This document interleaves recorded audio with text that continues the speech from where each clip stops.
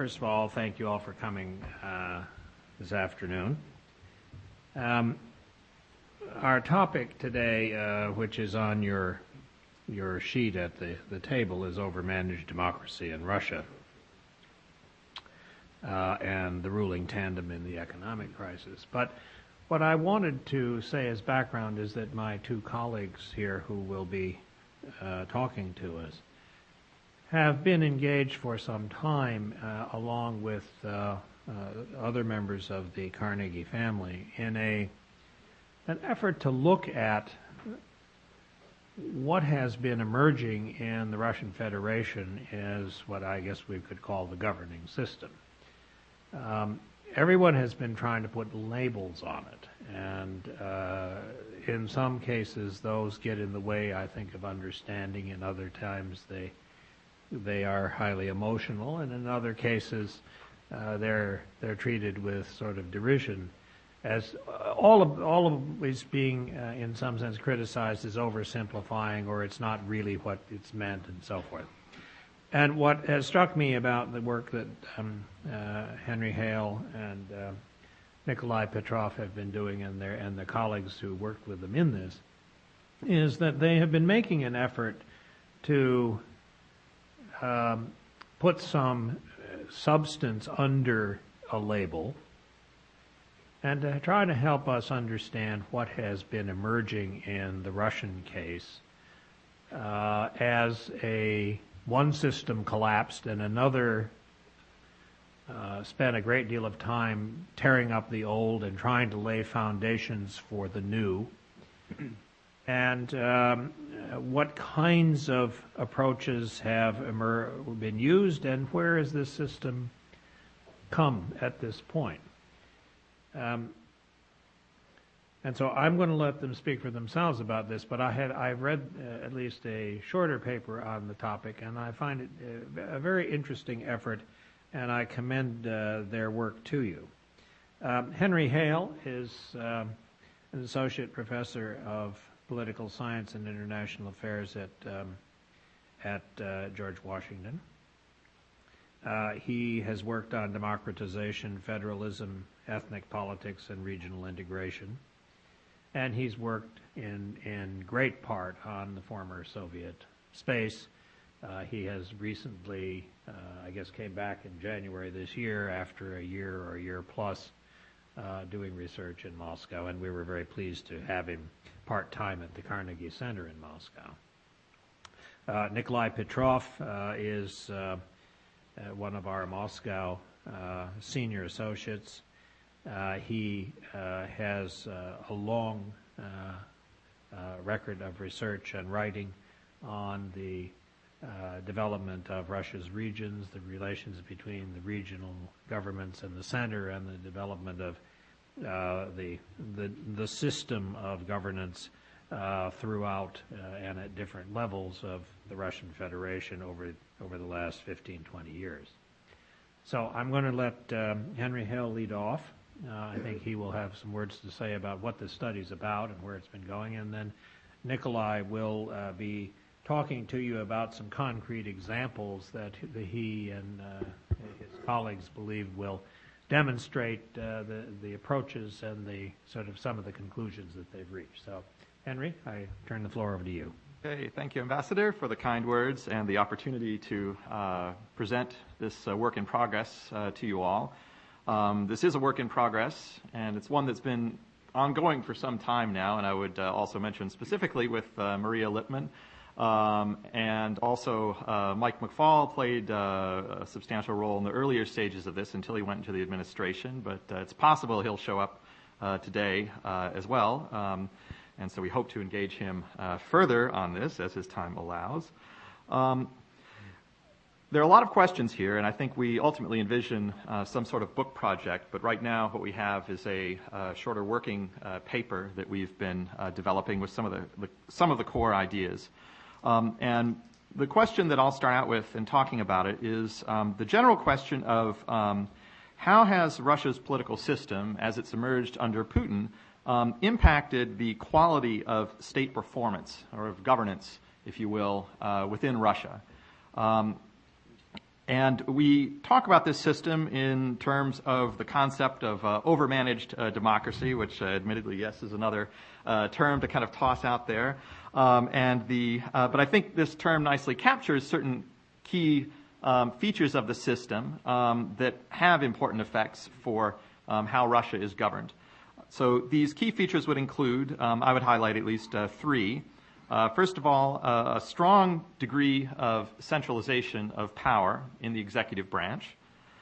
Secondly, the formal institutions of democracy, specifically including elections in which at least some real opposition is allowed on the ballot in major elections, which I would argue has been consistently the case, especially if you treat the Communist Party as the main, as a genuine opposition, which I think is legitimate. And the third point is that the third feature of overmanaged democracy is the systematic replacement of democratic institutions with substitutions, entities intended to compensate for the functions that democracy usually serves to the benefit of the state and to the rulers, but that are more under control. These substitutions are much more under control of the executive authorities. So just as an example of what we mean, with the parliament weakened as an institution supplying high-quality, innovative legislation, the regime, Putin initiated the creation of the public chamber, the Общественная Palata, in 2004, which has actually come to take on a certain type of legislative role, including involvement in the drafting of legislation. So we see overmanaged democracy as being distinguished from the older term managed democracy in three main ways, which is first a higher degree of centralization, a narrower scope for political competition, and also for the central role that these substitutions play. And one of the most interesting things about it to me is just that you've seen a proliferation of these substitutions out there that are often extra-constitutional, or or maybe they're institutions that are grounded in the Constitution that are then used against the spirit of the Constitution to play some kind of a different role. And we find that relative to managed democracy, the overmanaged democracy system does provide a certain stability in the short and medium run to the political system, and I think we see that in the contrast between the 1990s and the 2000s. It also has the effect of rather cleverly leading the population not to feel like they live in a harsh autocratic system. At the same time that the incumbents actually enjoy, one could say, a near dictatorial degree of control over actual political outcomes. But what we also find is that the system tends to produce policy outputs that are substantially away from the social ideal and further away than would alternative systems would tend to be. The system becomes very vulnerable to shocks and succession crises. And it becomes highly dependent on the manual control and the popularity of a single leader, or even more, to the relationships among a very, very narrow, small set of leaders. And so I think these sorts of conclusions that I'll elaborate on in a minute, and then Nikolai will talk more, are relevant, interestingly enough, not only to Russia, but we see Russia actively propagating this sort of model and other states emulating Russia in different parts of the former Soviet space. So we see certain features of this in Kazakhstan, Belarus, Azerbaijan, Kyrgyzstan in recent years, and Armenia. Further abroad, I mean, one might conceivably think of Venezuela as moving towards this sort of model. Certainly not quite there yet. So while we're focused on Russia, we don't see this as something that's necessarily limited to Russia. But Russia is the country where this type of system seems to be the most developed, and where we see the most innovation in regime type going on in this general sphere. So to use the term overmanaged democracy doesn't mean that we think Russia is a democracy. It's not just a democracy with an adjective. I don't think either of us would say that Russia is democratic. Instead, at least for my part, I see it as a hybrid regime in which authoritarian elements generally overshadow the democratic ones. So it combines some democratic, some autocratic elements, but certainly the authoritarian ones dominate. But the term overmanaged democracy is useful, I think, because of three considerations that I would highlight. One is that Russia has moved towards this model from the more democratic side of the spectrum. So you've had an increasing degree of authoritarianization of the system, but moving from a more democratic side. Secondly, one of the most interesting things about this system of overmanaged democracy is precisely that the ruling authorities, in some real sense, may not actually want to give up democracy. They want democracy, but they always want to be the ones that win the elections. And so they don't go all the way to eliminating elections. They don't follow the model of Turkmenbashi or the People's Republic of China in eliminating all contestation in significant national elections. And I think this is because democracy provides certain benefits to the regime itself, to the state, that state authorities have incentive to try somehow to preserve. And these benefits from democracy for the state include such things as the generation of information, providing a mechanism for feedback to the regime, communication between society and the regime as to what society will accept. Democracy provides mechanisms for reconciling various interests that exist in all societies and are certainly in conflict in Russia just like elsewhere.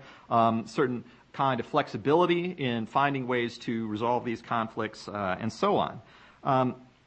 And the creation of substitutions is one of the ways in which the regime tries to, one might say, sort of have its democratic cake and eat it too. So while a lot of democratic institutions, in particular, the uncertainty that they generate is gutted, basically the attempt to defeat-proof elections, the substitutions are created as a way to try and compensate for what is lost in that process and to try to generate these benefits for the regime through some other mechanism, something other than democracy. And what this means is that we don't see the substitutions as mere facades, so like the public chamber. They're not simply facade institutions out there with the sole purpose of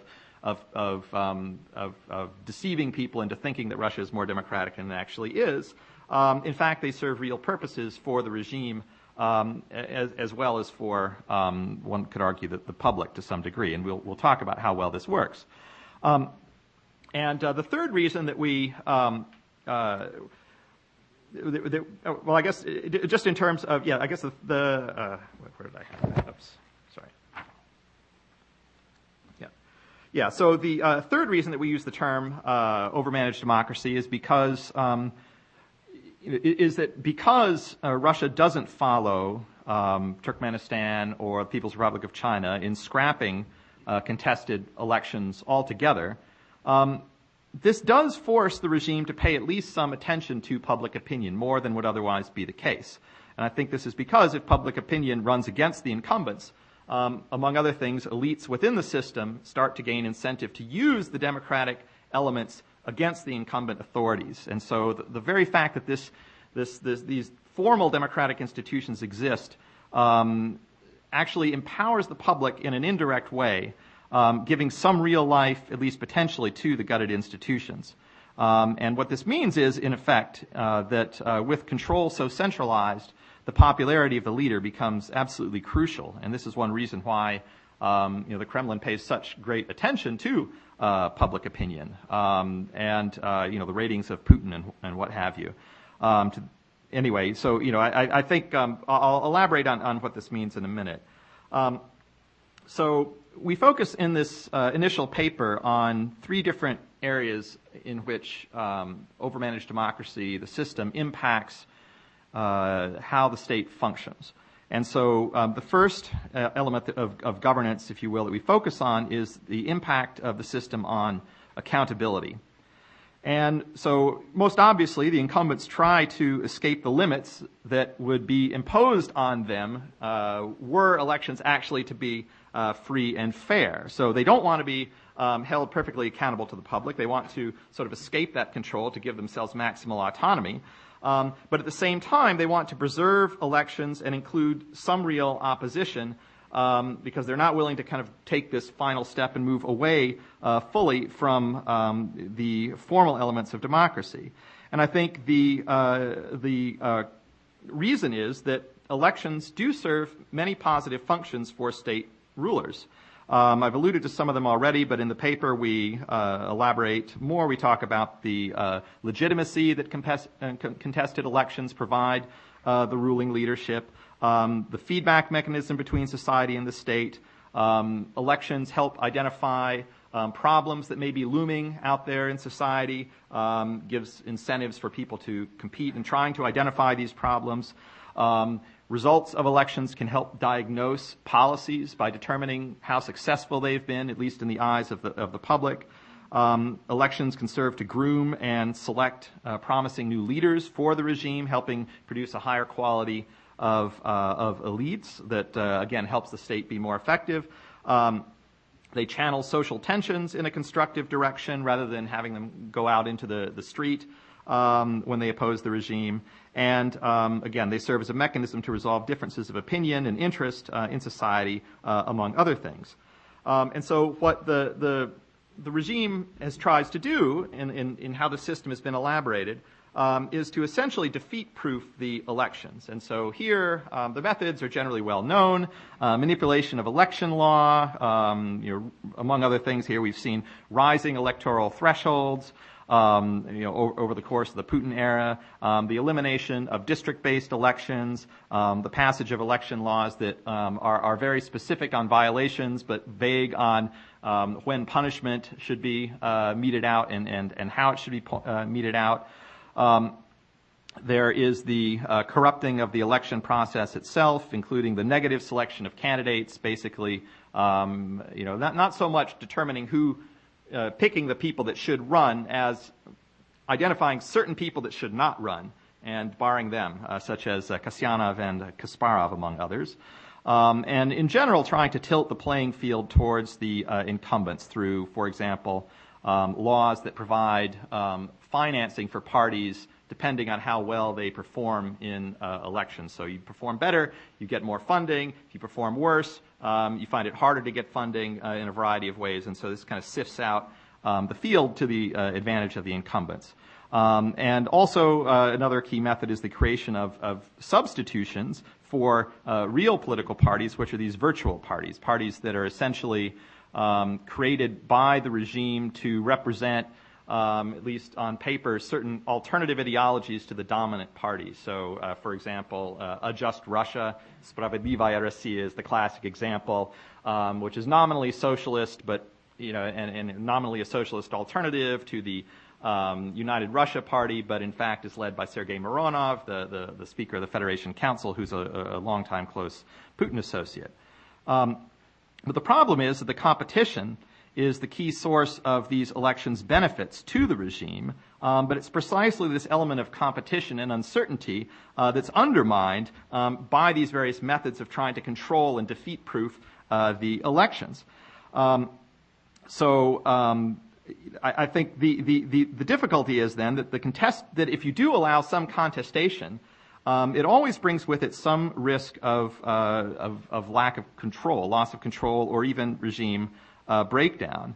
So this is even true if one talks about these virtual parties like Spravedlivaya Rossiya, I think. And one can look to the example of the Stavropol regional legislative elections in 2007, which was the only instance in which Spravedlivaya Rossiya, A Just Russia, actually defeated United Russia in a local election. And it was a very difficult, no-holds-barred battle of political machines, basically facilitated by the fact that the governor was supporting A Just Russia against United Russia.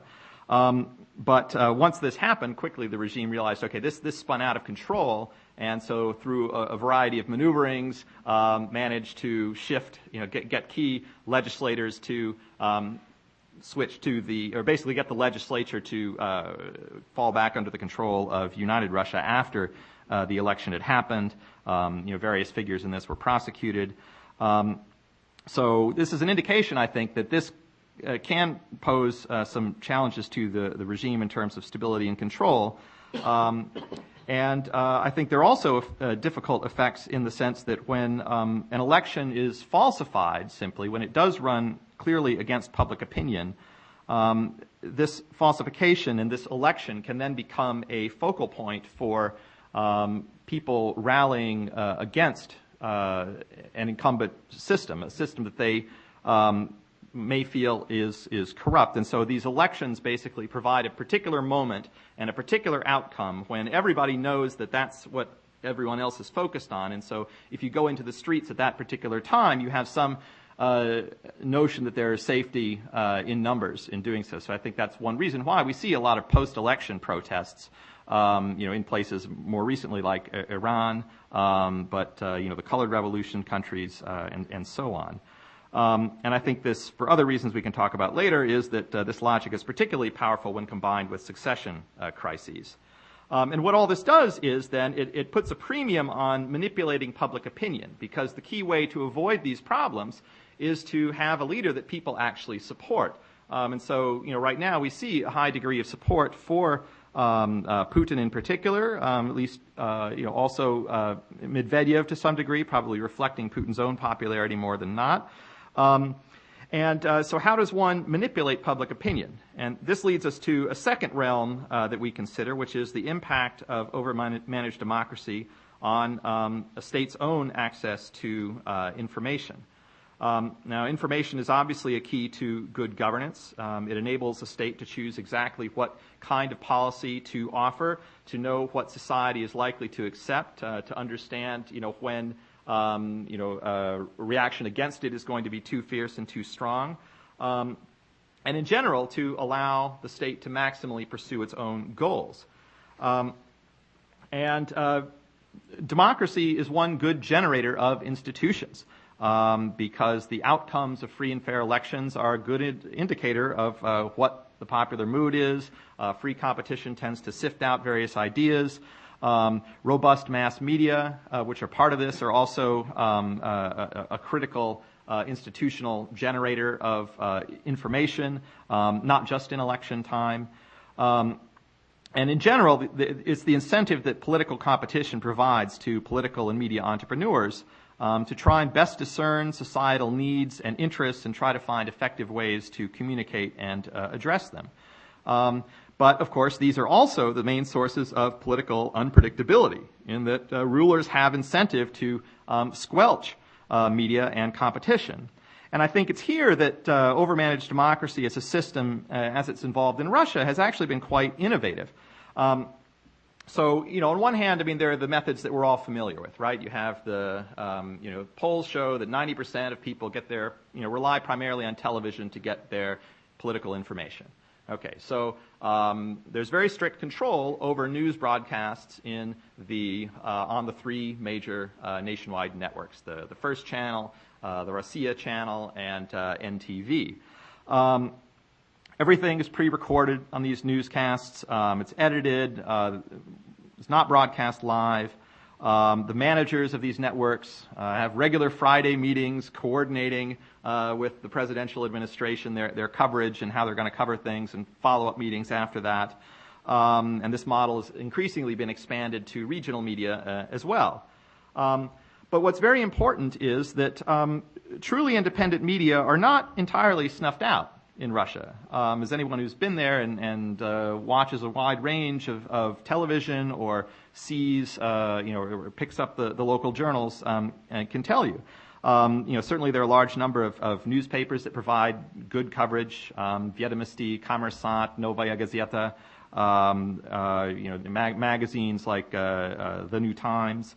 There's at least some radio that's independent and relatively freewheeling. Echo Moskwy is one such example. And even on television, there's REN TV, which is, during the election season, it was not leading with Putin. It was covering opposition protests. It wasn't radically critical of the Kremlin, but it was more or less, reasonably objective coverage. But one of the puzzling things is people just didn't watch it, even when they had the chance. Polls show that a lot of people have access to REN TV, It's broadcast in a lot of major urban centers across Russia, but that's not where they're going for their information. And so one of the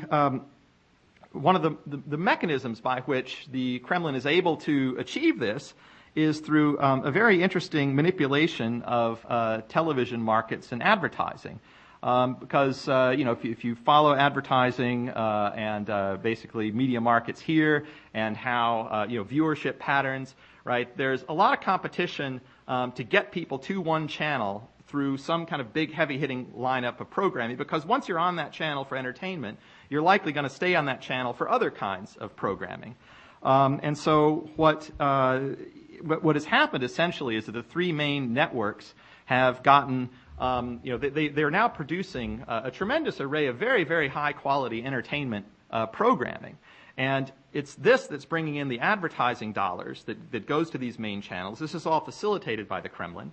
And so the other channels just are not able to compete on the same level in terms of getting viewerships and getting advertisers.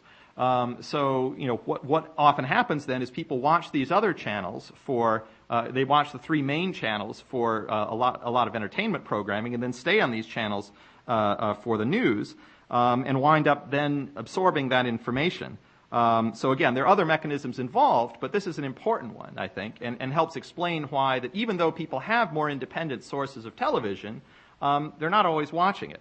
Even when they have the opportunity. Now, of course, it bears stating that REN TV certainly doesn't have nationwide coverage. It's only in a large degree it's a pretty significant number of large cities, but rural areas they don't have it. But even where it does exist, people don't tend to rely on it for news.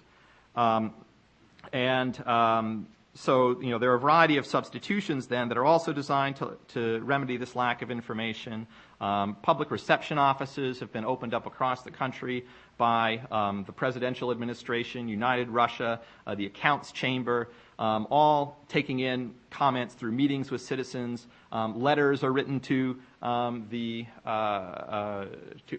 these institutions, including the presidential administration, and these are analyzed much like they were during the Soviet period as a source of getting information. Secret opinion polls are taken to try and gauge public opinion in the absence of other electoral forms of information.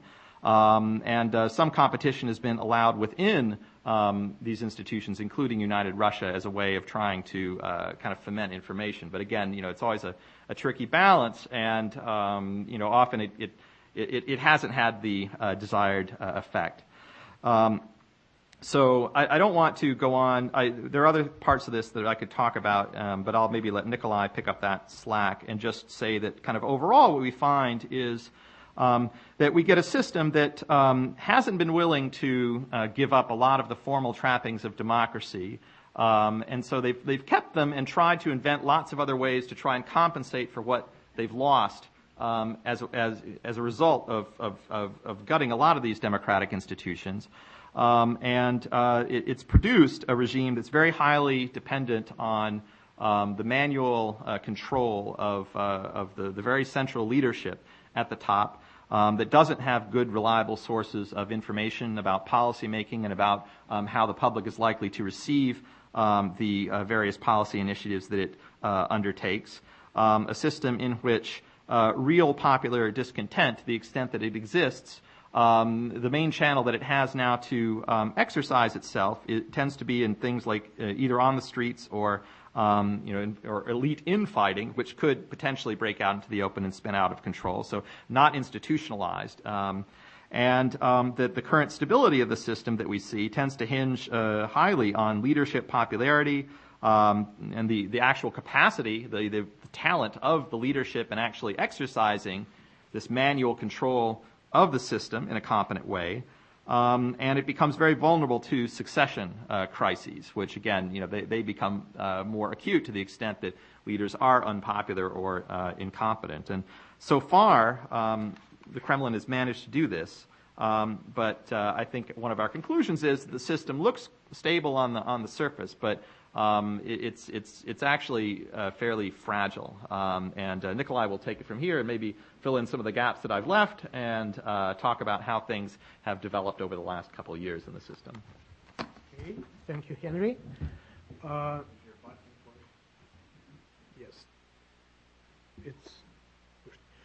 First of all, I'm almost happy to repeat that the work we were focused on for several years is almost finished, and we do have now, pretty short manuscript, which will probably be published as working paper soon, and we are continuing this work.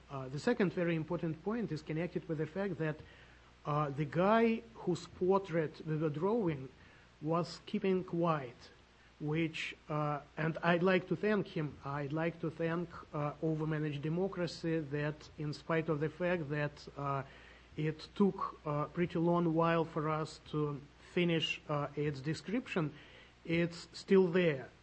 And I would say that the system underwent very essential changes 2 years ago at the end of Putin's second presidential term, but now it's astonishingly the same, so it's not changing almost at all. The first substantial point I'd like to make is about much ado about nothing. It's about the fact that last 2 months there was huge number of different events, appearances, declarations made by the President Medvedev, made by Prime Minister Putin, by a lot of guys around them. There was Valdai Club meeting with presidential and prime ministers' sayings and different kinds of explanations and so on. I would say that in spite of Kremlinologists, there is totally new type of analytical animals. I would call them augurs. They are looking at the president, at body language, at his face, and they're trying to understand what will go on in Russia, what will happen, what will be decisions, and so on, based on this very, very limited information. If to look at different public scandals, well, I would attract your attention to today's rating of political importance published by Независимая газета, where for the first time ever Medvedev got the first rank, and the difference between him and Putin is absolutely negligible, but nevertheless, for the first time it was done. And I would say that it's not by chance, it's not by any expert's evaluation. To my mind, it was orchestrated by Mr. Surkov. And recently there was funny scandal about the so-called rating of political survival of governors. It's publishing several times a year, and one of experts who did participate in estimating chances for governors to survive got angry, and he was saying that those ratings do not reflect experts' evaluations, but they do reflect presidential administration attitude to this or that guy. And the answer of the guy who was calculating this rating was very, very interesting. His answer was that, well, we should have in mind Kremlin's attitude toward this or that governor in order to understand whether it will be possible for him to survive. So he didn't even reject the idea that it was Surkov or somebody else who was finally making the last touch to evaluate and to estimate chances for this or that governor to survive. Yesterday, the new sociological poll results by Levada Center were published, and they were pretty interesting with regard to the usual question, in whose hands the power is in Russia. 13% answered that in Medvedev's hands, and it should be compared with 9% in July. So it's almost 1.5 times bigger than it used to be. In Putin's hands, the answer was 32, just like it used to be 2 months ago. And in hands of both leaders, the answer was 48 instead of 51.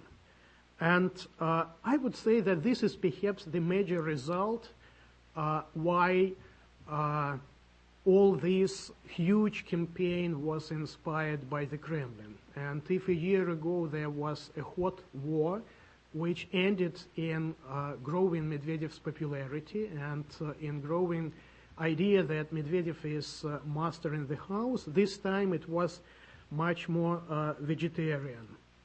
So,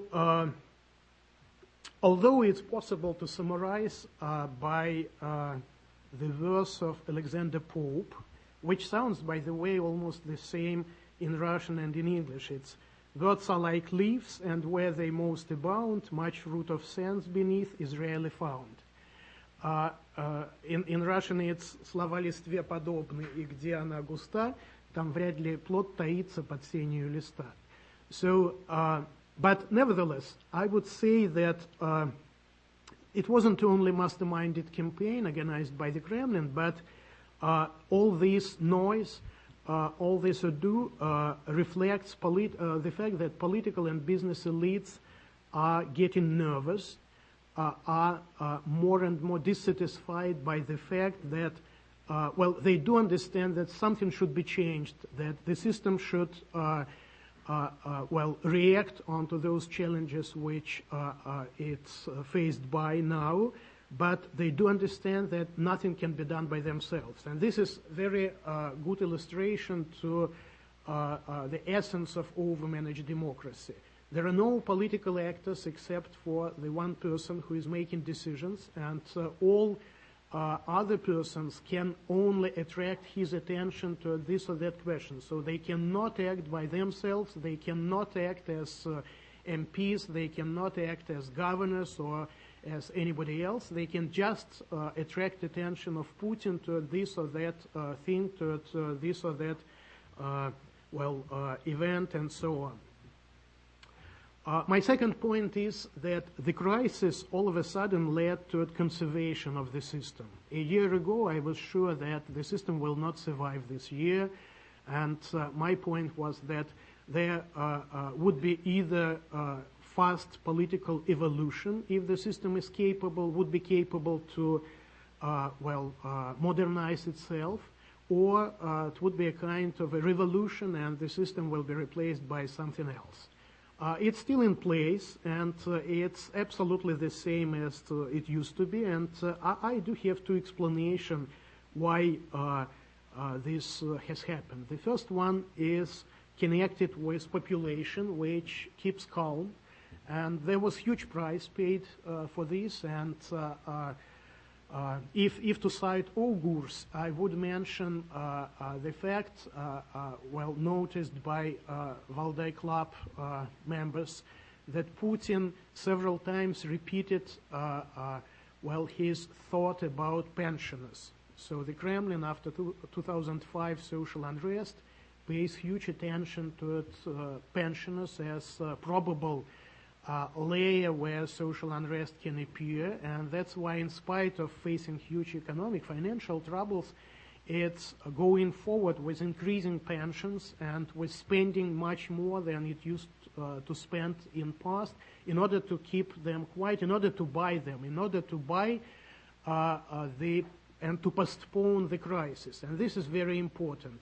The crisis didn't come to Russia in full, or at least majority of population didn't face the crisis due to the fact, in full, due to the fact that huge money was spent in order to keep the vision that, well, they are still at the same place and nothing serious did happen. And the second important reason why the system is still in the same place is the fact that there are no ways for elites to change something. So I would call it double paralysis.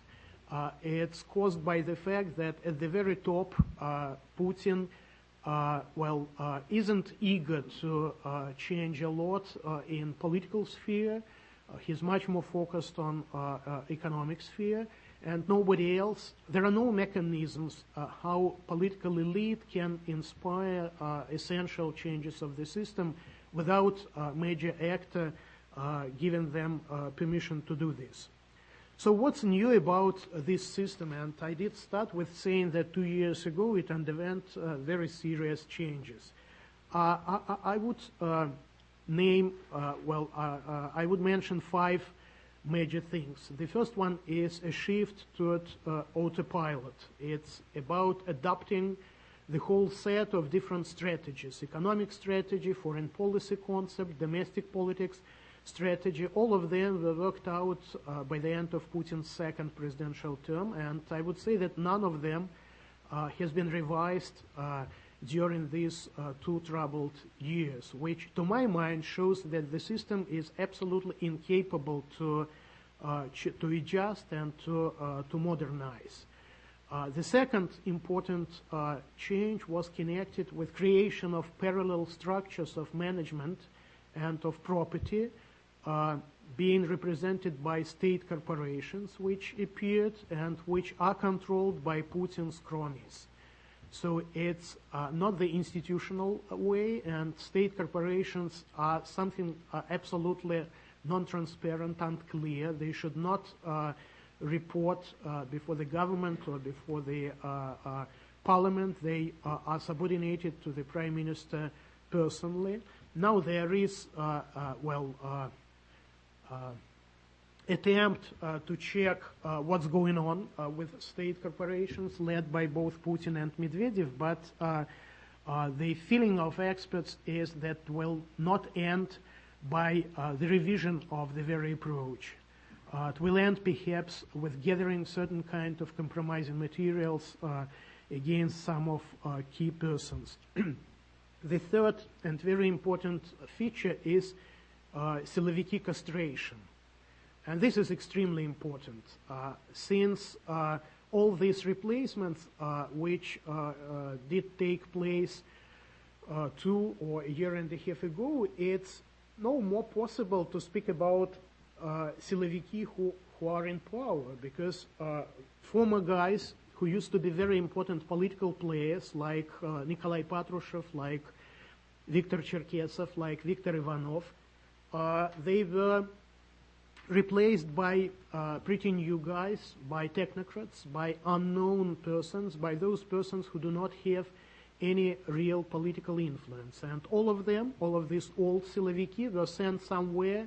Either they were promoted like Nikolai Patrushev, who is now secretary of the Security Council, but he's very different kind of secretary.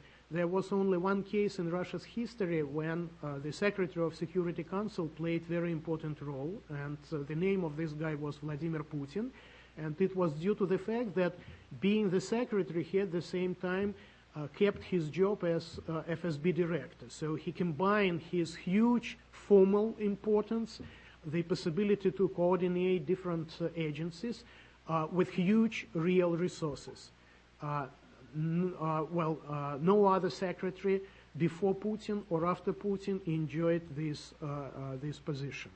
So Viktor Ivanov used to be recently here in town, and it was interesting to look at the person who was considered to be a kind of a spider controlling everything, a kind of a first guy among Siloviki, who is now sent to Afghan front and who is now fighting against drug trafficking and so on.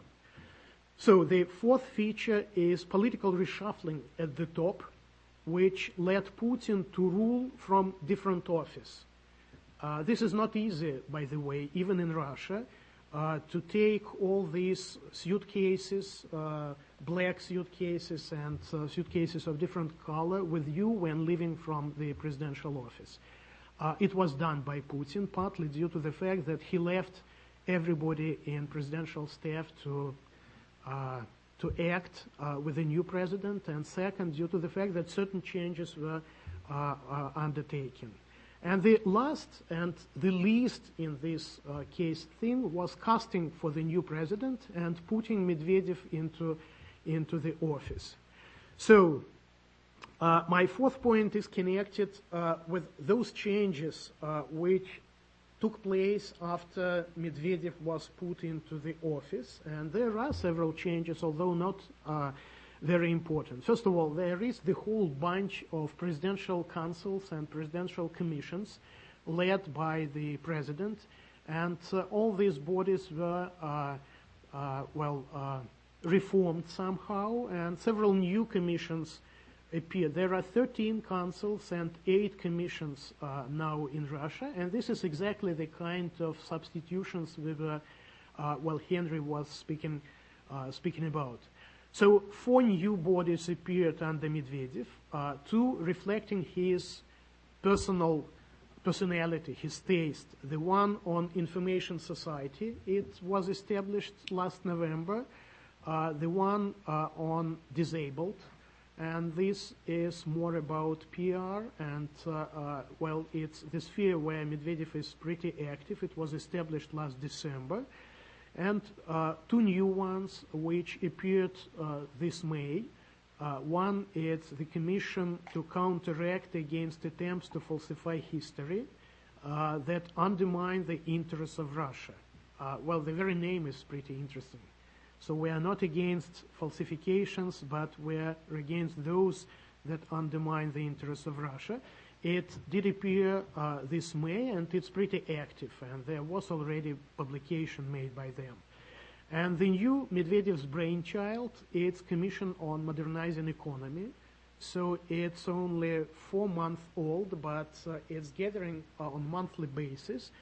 However, it's more about what can be done sometime in future than about anything else. And this is a very important point. You know, the point that all the moves we see now are, or all these steps are, all motions are one move motions. There is nothing behind, there is nothing which follow, in a sense that all declarations made by President Medvedev, some of them are really very good, they are not based on any kind of plans, any kind of work done for Medvedev by think tanks and so on, and usually they do not result in anything else except for declaration itself. It's about the Institute for Contemporary Development, which is considered to be Medvedev's think tank. And I would like to remind you a funny story about them.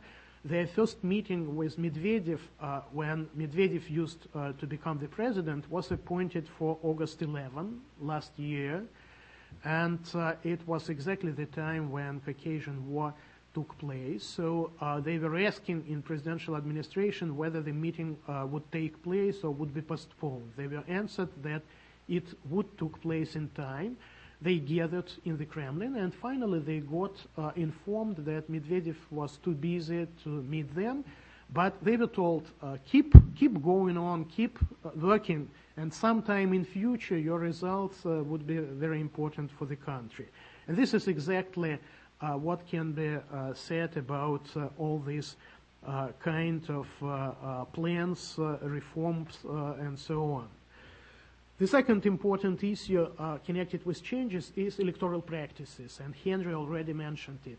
Electoral rules are the same or even worse than they used to be, and this funny Medvedev's political package is about moving in the same direction, moving in direction of a dead end, than about improving the system. But nevertheless, electoral practices are different. And what is interesting, it's doing by the Kremlin, and it's doing publicly. When, for example, Nemtsov was not registered in Sochi, there was public appeal from the presidential staff in order to register him. Now it's going on in case of Astrakhan mayoral elections and so on. So these cases are unique.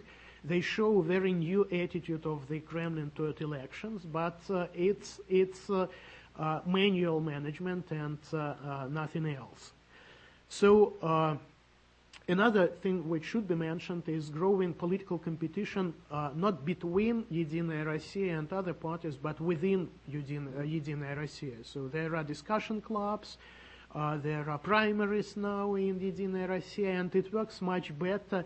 It's more and more similar to the political party, like the Communist Party of the Soviet Union. So Единая Россия never was the real political party. Now it's coming closer to what a political party should be.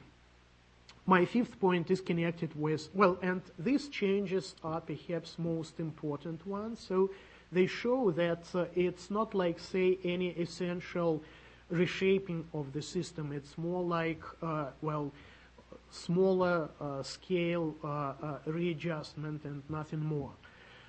What are major challenges the system is now faced by?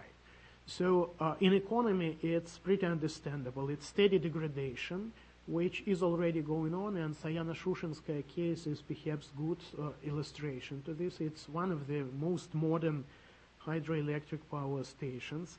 So there is underinvestment, and authorities do understand this. And last two moves made by Putin was first to force Russian railroads to pay for huge railroad which was initially constructed by Gazprom to Yamal, and it's 130 billion rubles, which is pretty big sum of money. And Gazprom already got this money in past, but now it should be compensated. And another was meeting in Salihard organized by Putin, who invited foreign investors to come and to give their money. So you know that by the last ranking of how good or how bad is doing business in this or that country, Russia was ranked 120th among 180 countries, and it went somewhere down. What I would like to mention here is a kind of killing the goose that laid the golden egg, which is going on when the government is acting as a firefighter opposing the crisis. It means that the country not only eats now wealth accumulated in past, but it eats what should be invested now. And if to look at regional budgets, you can see that they are spending almost all money in order to pay salaries and pensions, and they do not have money to continue with all other things, like, say, infrastructure, like, say, investment projects, and so on. Which means that even if the crisis will be over in a short while, its negative consequences will be felt for pretty long. Social sphere. There is growing unemployment, and now on the eve of the winter, it's becoming more and more important. Company towns, they did attract already attention of the government. The problem is that nothing can be done with them in a short while. So it's possible to foresee that social problems will increase pretty essentially in a short while. But the most important sphere, the most risky sphere, is connected with management. It's connected with decision making, and I would say that I would illustrate this by center-regions relations. You know that there are no ways in present-day Russia to take into account regional interests, because the upper house of the parliament no more reflects regions, no more reflects regional interests. But there are no even attempts to evaluate consequences of this or that decisions made by the government for different regions. Regional monitorings are absent. That's why our program of Carnegie Moscow Center focused on social, political, and economic development in regions is becoming more and more important. And I did already get invitation from Mao Commission, which works for Shuvalov's Commission, to give them some results of our regional studies. And the last but not least is Caucasus. It's like powder barrel which can explode any time in future. And recently there was briefing paper published by Maloshenko in English. Caucasus were losing. And there are a lot of comparisons between Caucasus and Afghanistan in terms of losses, in terms of military presence of Russia in one case and NATO in other case, and so on. So Caucasus is huge threat. It used to be a huge threat, but at a time of crisis it's becoming even more so. And my final point is connected with where it goes. And before the crisis, I used the image of a drunk, when explaining, pretty fragile Russian political stability, I was using the image of a drunk man staying near the wall and not moving in any direction and thus being pretty stable. And this wall, it's oil and gas benefits. Now it's a little bit different. It's like, say, this drunk man saw the hole, and he closed his eyes and he jumped without any understanding how deep and how big the hole is. This is exactly what was done by Russian government when facing the crisis. So it now depends upon the whole. It depends upon the crisis, whether it will be possible to jump and not to find yourself deeper in this hole. So where the tension is growing, there are no signs, and there were no signs of modernization from above. And this is understandable, and all these hopes that Medvedev or something else will initiate this kind of modernization, they were groundless from the very beginning. There are no signs of revolution from below due to the fact that the government is doing its best in order to pay and in order to avoid any kind of social unrest, and until it is out of money, it's effective in this sense. But I would attract your attention to the fact that there is growing tension in between, in the middle. It's connected with medium-level officials. It's connected with medium and small business, which is facing huge troubles, which is under huge pressure of the government, whose goal is to avoid any social unrest by all means. So business is paying huge cost for this governmental strategy, and in case the crisis will be not over for Russia pretty soon, it will end in the real disaster with regard to small and medium business. So I'd like to finish with saying that what we see now is Putin's third presidential term, and if his first presidential term was pretty effective, it was when the state has been strengthened, and when the situation became, when several very important reforms took place, and the situation was controlled by the Kremlin. The second term was connected with moving too far in the same direction, and it was over-centralization, it was over-managing democracy, and it was increasing state control, increasing beyond rational limits. It was when overmanaged democracy appeared. And I'm sure that what we see now is the third and the last term when the crash of this system will take place. That's why we should be in a hurry in publishing our study. Thank you. Thank you both. One is tempted to say that if he's jumped in the hole, he's probably saying so far so good.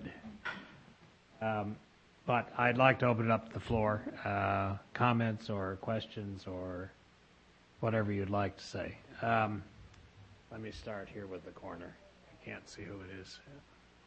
Thank you. My name is David Nikoradze. I represent Georgian Broadcasting Company, Rusta, between Washington, D.C. I would like to ask you about Russia's neighbors. Some European leaders declared, and President of Georgia, Mikhail Saakashvili, has said last week in New York that Europe today is divided by a new Berlin Wall, and this wall runs through Georgia. So, of course, Saakashvili mentioned Georgia's occupied territories, Abkhazia and South Ossetia. How would you comment this statement? And also, can you just tell me, please, do you believe that relations between Georgia and Russia can be improved during current leadership? Thank you so much.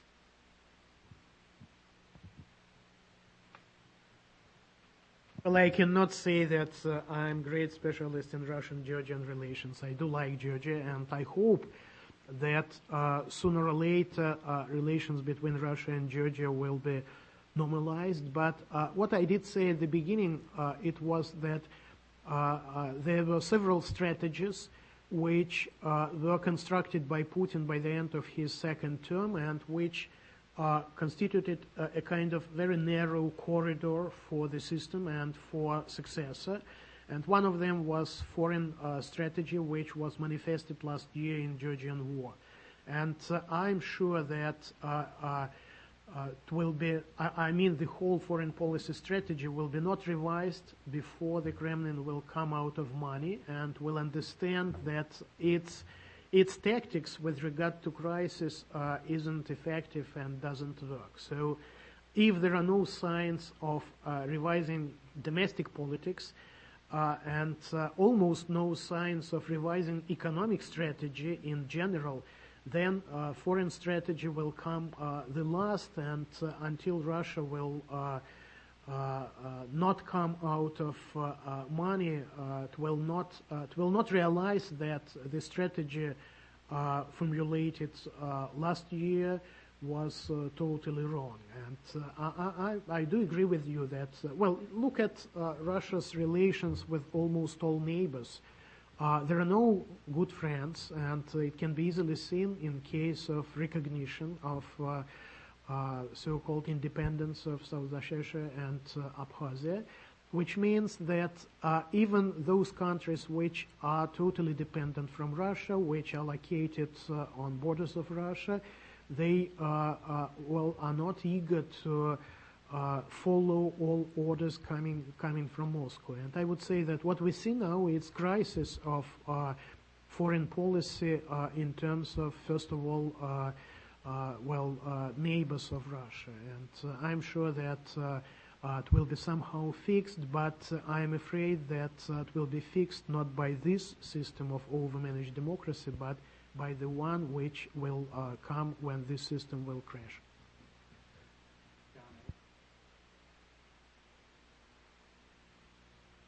John Evans, representing only myself today.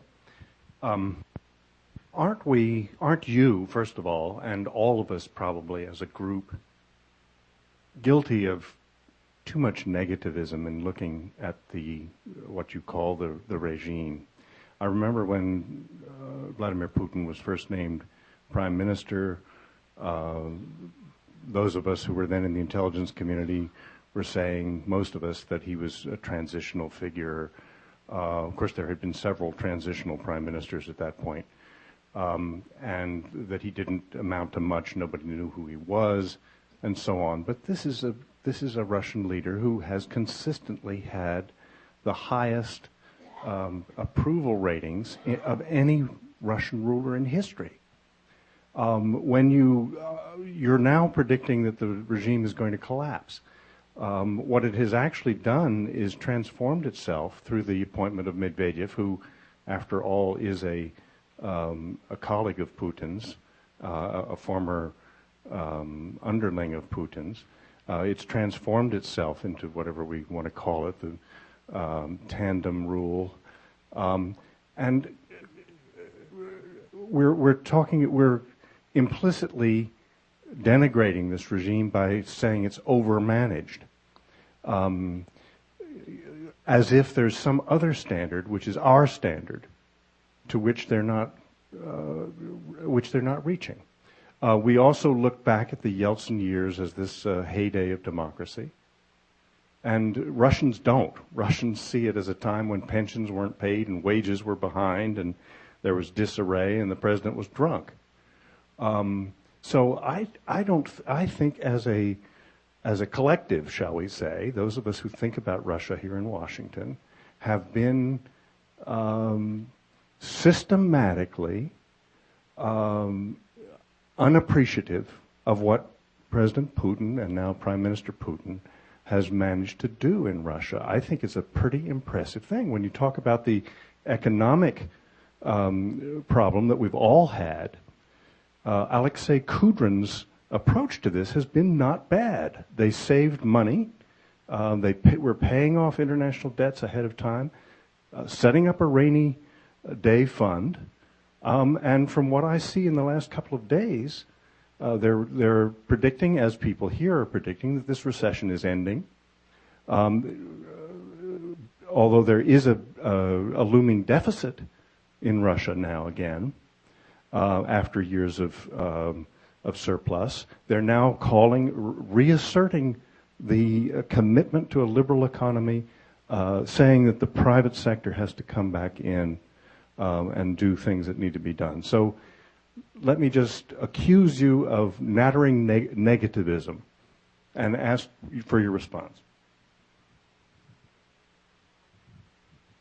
Yeah, thanks. Well, I mean, I agree that to the extent that someone is entirely negative about a system and is only critical of it, then yeah, that's a problem. But I mean, I think of our analysis as trying to do an objective assessment of the pluses and minuses of the regime in terms of this particular question of state performance. And I think, as I said in my talk, I mean, I do think that it has achieved certain positive effects. I mean, certain kinds of stability. I mean, we talk about that in the paper. And undoubtedly, I mean, Putin has won the, if not the affection, then the support of a large number of people, and that's not easy to do. Even if you control all media, you can't always make yourself popular. There are clearly things that people like. If you do opinion polling, you'll find that people do see improvement in a lot of things. But by the same token, I think that, I mean, I don't know if I would go so far as to agree with Nikolai that the system is, I don't know if I would predict that the system's going to collapse. I think we may diverge a little bit about that in terms of how we assess the future.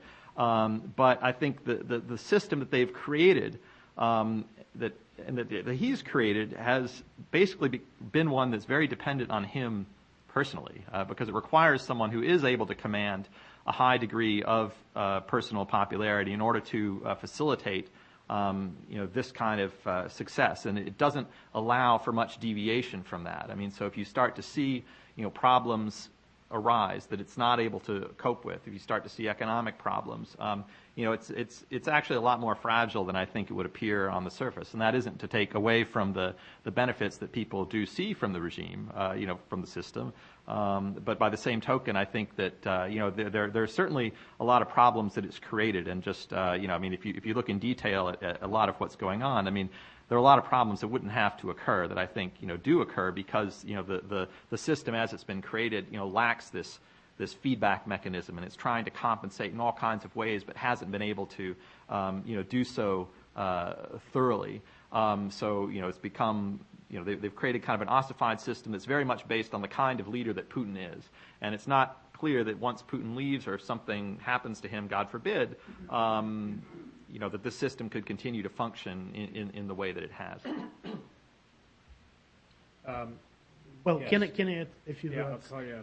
it's connected with the core of our study. That's why I should respond as well. First of all, I would say that I am trying to be just to Putin, and I would not blame him for everything, but I would not thank him for those things which came in result of just increasing prices for oil and gas and so on. So we are more focused on how the system is organized and how does it work than at how this or that person operates within the system. And I would say that it's extremely ineffective. And what I'm trying to show it's where and why it's so ineffective. And it's not like, say, staying outside and being glad that it's going to hell. I'm trying to attract attention to certain things which can be improved and which should be improved. However, the system is connected in such a way that there is very weak feedback. And this is Putin's personal guilt. So I would say that what we see now in Russia is more about institutions, it's more about lack of restrictions than about Putin himself. I can easily see him in shoes of any other leader of, say, G20, but I cannot see any other country which will go to the same state if only he would be its leader. So when speaking about overmanaged, I do not mean, comparison with any other country in the world. I am looking at Russia itself, so I am comparing Putin's system of present day with Putin's system of, say, his first presidential term, which I consider to be very, very effective. And this is the trouble of Russian presidents, unlike their, American colleagues. They are much more effective during the first term, and if they would disappear after the first term, they would have, golden shelf in Russia's history. It was the case of Yeltsin, it is now the case of Putin. So I can imagine how complicated is it for him to look at what's going on with the system, which was considered to be so good, and it was him, not only us, who decided that it's due to him that the system became much better than it used to be when he came to power. So I would say that the difference, between our study and a lot of other studies in Russia and at the West is connected with the fact that we are not trying to put labels, we are not trying to blame or to thank Russian authorities for anything. We are trying to look at how these mechanisms are working, and they are working less and less effectively.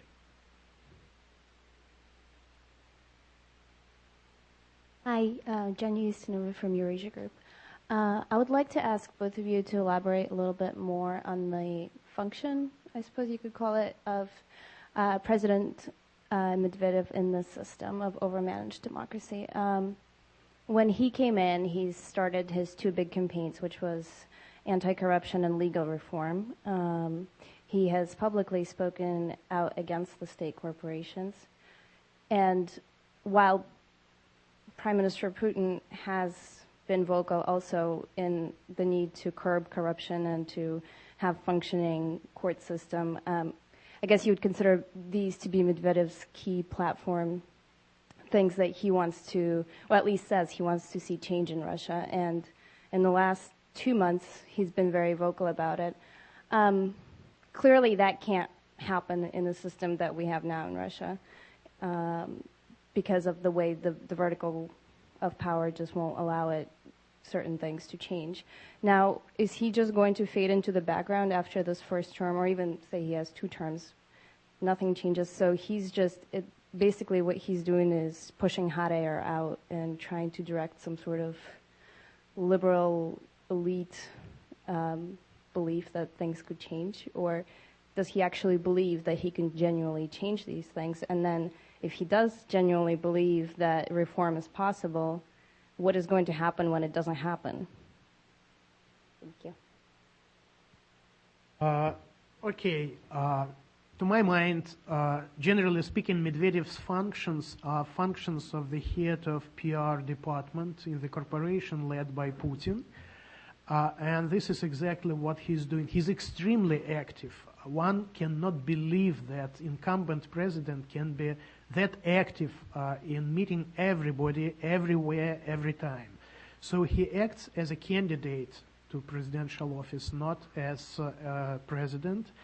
And there is certain division of labor between them, according to which Medvedev is taking care of social sphere, unemployment, and those national projects he was taking care of when being first deputy prime minister, and Putin is taking care about everything else. So, but even if to look at this division of labor will not get right picture of how this so-called tandem works. It's not tandem in terms, that there are 2 cyclists with their pedals.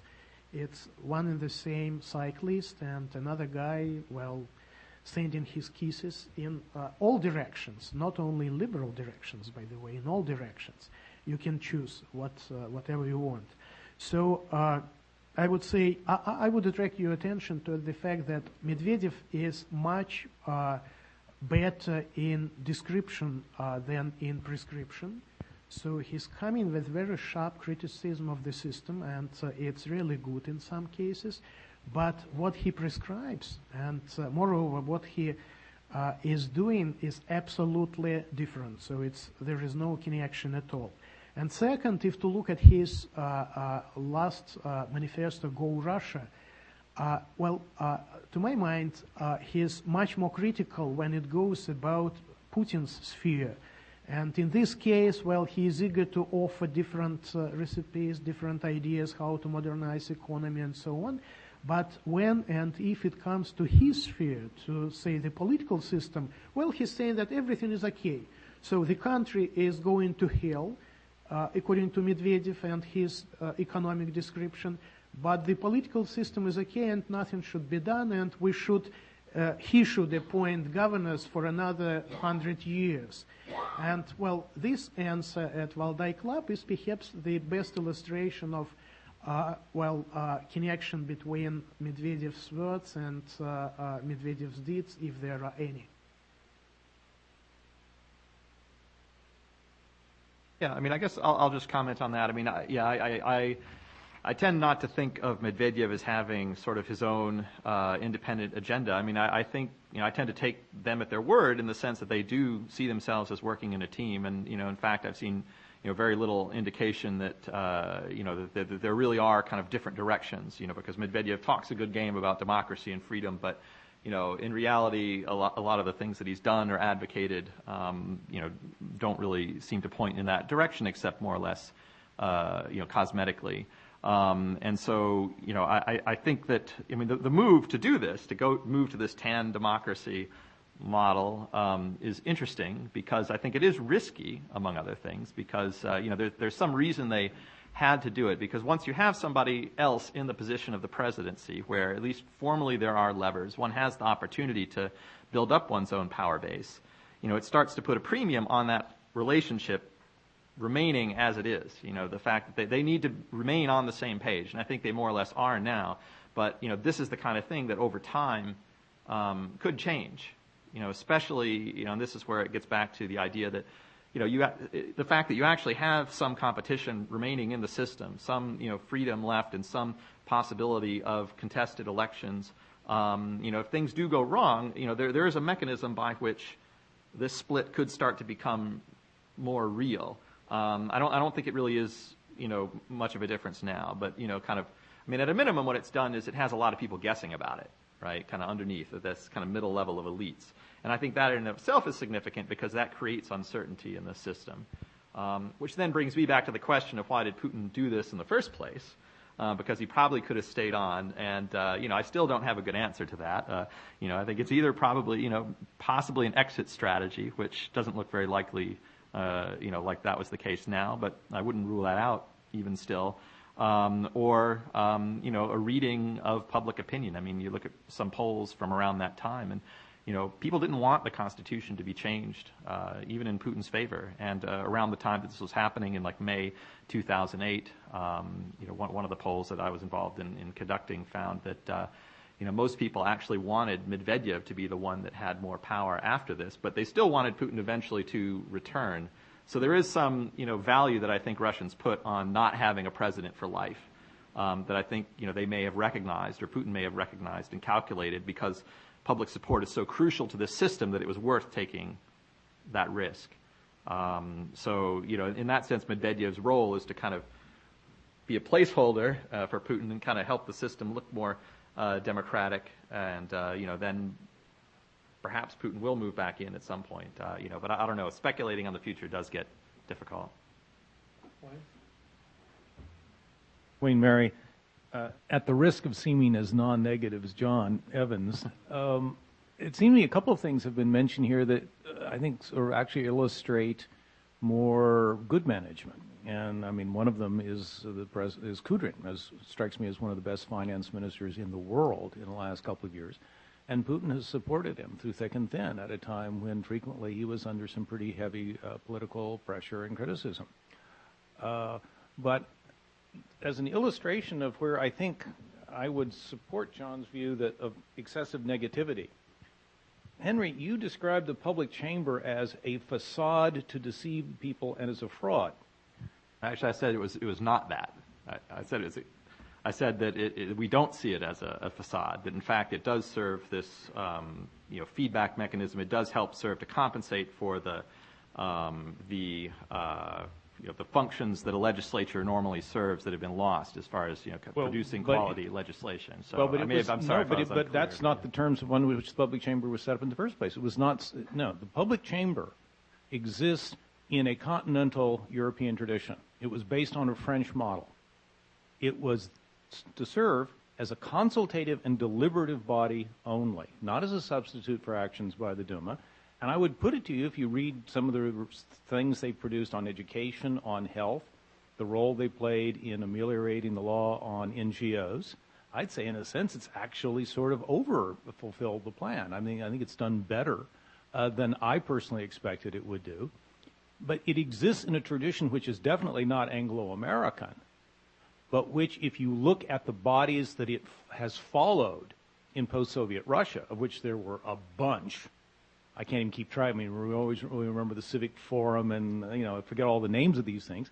I think it's actually fulfilled that function well, but the function it fulfilled was not as a substitute or to detract from the State Duma, but to fulfill a very different kind of role. I think that's, I'm not saying it's a terribly important role, but I would say that it's something that has certainly brought a lot of people from outside the center into this consultative deliberative role in the center in ways that have tended to give a little more cohesion to center regional elite relations than otherwise would have been. And, that's part of what politics in a big dispersed country is about. Yeah, I mean, I actually don't think we disagree that much. If take a look at the paper whenever it's eventually published, I think you'll see we're not that far apart. I mean, I don't regard it as the public chamber as being meant to squeeze out functions of the Duma. I think it's just that in a situation where you have the Duma now dominated by a single party overwhelmingly, and kind of where where its representativeness has declined, that institutions like the public chamber come to serve maybe not only the functions that they would serve elsewhere on the continent, but also increasingly functions that would normally be done in Parliament, including reviews of draft legislation, among other things, but precisely because it brings in all these different features. So, I mean, I didn't mean to characterize it. I'm sorry if I was unclear in the talk, but it's not a facade. It is producing a lot of these more positive outputs. But I think that it's still the overall picture is still less good than if you had a fully functional working parliament that was representative and had many different kinds of viewpoints in it. It wasn't dominated by United Russia. Yeah, so I don't think we disagree, but I'll let Nikolai comment too. I'm a little bit surprised that this time when I did try to be perhaps more balanced than in past, I'm getting the second question connected with excessive negativity. I would say that the essence of substitutions we're speaking about is not only to create certain vision. It's not about Potemkin-style villages.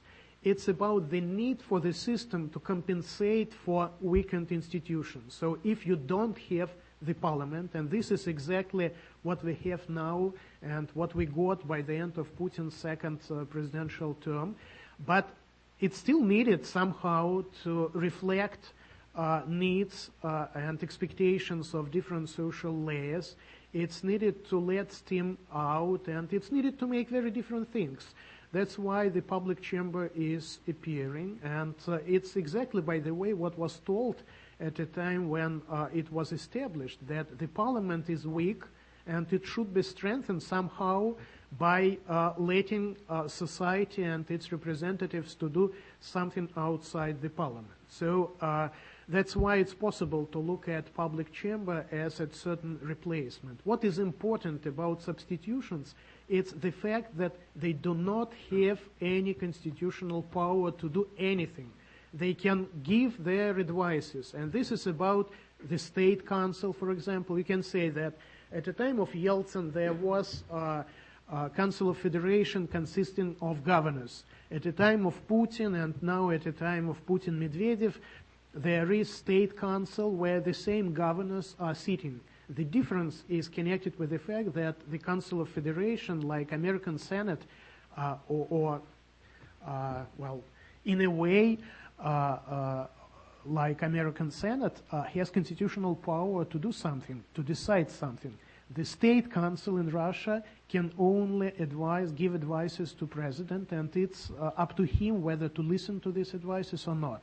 It's exactly the case of public chamber. Unlike the parliament, it cannot make any direct action. It can only ask the government, it can only attract attention of the government and so on. And at the parliament, you know, there is the system of so-called zero reading.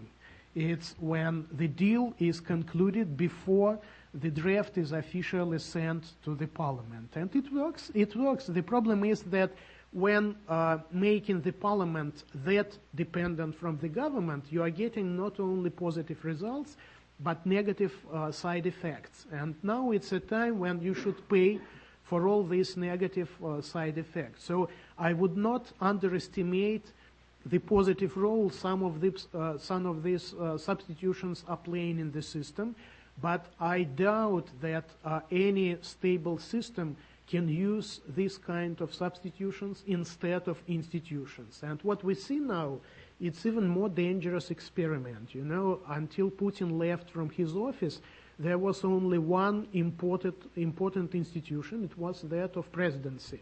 Now it's not the case. And it's not by chance, by the way. You know this funny joke about Putin and his vegetables. And it's not by chance that both speakers, who used to be second and third persons in state hierarchy, well, I would not say that they're idiots, but they are not politicians, they are not influential guys at all. And this is the way how the system is constructed. And now we do see the same vegetable, regardless of the fact how good or how bad Medvedev is in person, but his role is such in the first office, in the highest office of the country. So it puts the system onto the risk of very, very essential political instability due to the fact that there are no institutions which can compensate for any trouble which can happen to Putin tomorrow.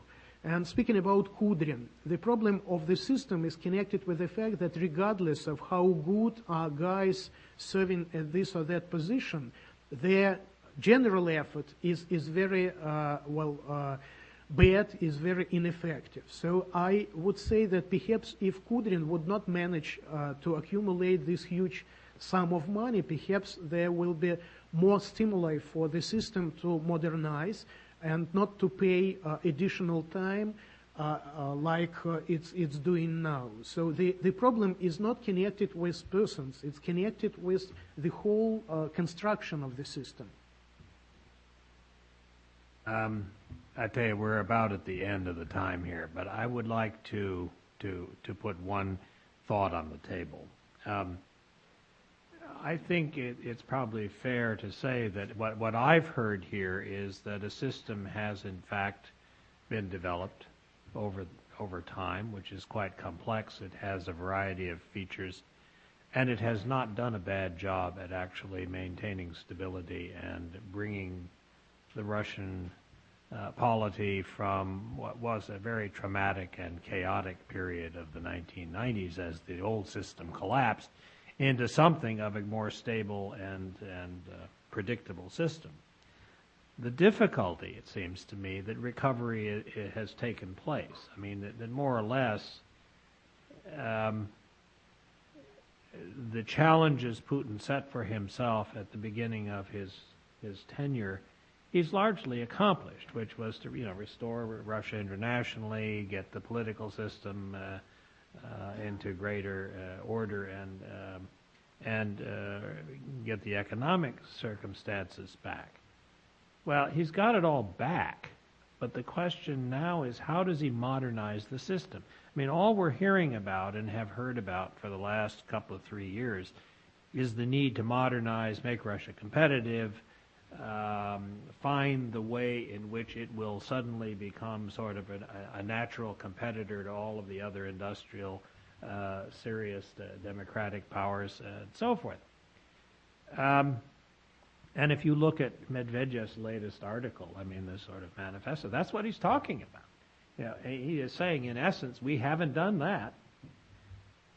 Well, the question I have is, how do you have a system like this, or can you have a system like this, that will generate a modernized, competitive, industrial, thought-based economic and political system that's going to be competitive? And I think that's the big challenge. I mean, put quite simply, the modern economic phenomenon of an industrial Europe or the United States requires an unbelievable capacity of all sorts of moving parts to work together without anybody controlling it, frankly. It is sort of self-controlled. I can think of nothing that is probably less likely to produce that right now than what you're describing. But I'd like you just to maybe comment on this thought as you close, and maybe think about addressing that question as you look at the next chapters. And then I think we better wrap up. But I give you 2 minutes each.